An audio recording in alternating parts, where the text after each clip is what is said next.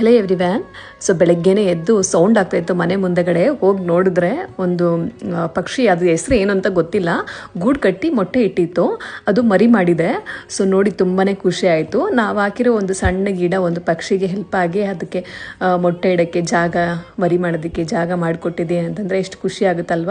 ನನಗೂ ಅಷ್ಟೇ ಬೆಳಗ್ಗೆ ಇದನ್ನು ನೋಡಿ ತುಂಬಾ ಖುಷಿ ಆಯಿತು.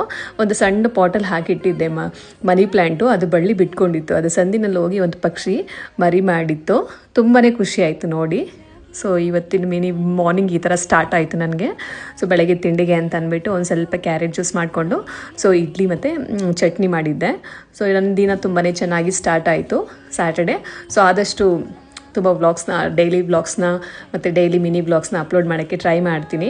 ಸೊ ವರ್ಕು ಮತ್ತು ಹೊರಗಡೆ ಹೋಗೋದು ಇದ್ರೆ ವೆಕೇಷನ್ ಎಲ್ಲ ಇತ್ತಲ್ವ.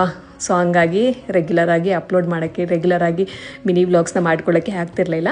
ಸೊ ಆದಷ್ಟು ಟ್ರೈ ಮಾಡಿ ಇನ್ಮೇಲಿಂದ ಡೈಲಿ ಮಿನಿ ವ್ಲಾಗ್ಸ್ನ ಅಪ್ಲೋಡ್ ಮಾಡೋಕ್ಕೆ ಟ್ರೈ ಮಾಡ್ತೀನಿ. ಟ್ರೈ ಮಾಡಿ ಇನ್ನೇನು ನನ್ನ ಮಗನಿಗೂ ಕಾಲೇಜ್ ಸ್ಟಾರ್ಟ್ ಆಗುತ್ತೆ. ಇನ್ನೊಂದು 2-3 ಡೇಸ್ ಇದೆ ಹಾಲಿಡೇಸು. ಸೊ ಪ್ಲೀಸ್ ಫಾಲೋ ಮಾಡಿ, ಯೂಟ್ಯೂಬ್ ಚಾನಲ್ಗೆ ಸಬ್ಸ್ಕ್ರೈಬ್ ಮಾಡಿ, ಹೀಗೆ ಸಪೋರ್ಟ್ ಮಾಡ್ತಾಯಿರಿ. Thank you so much.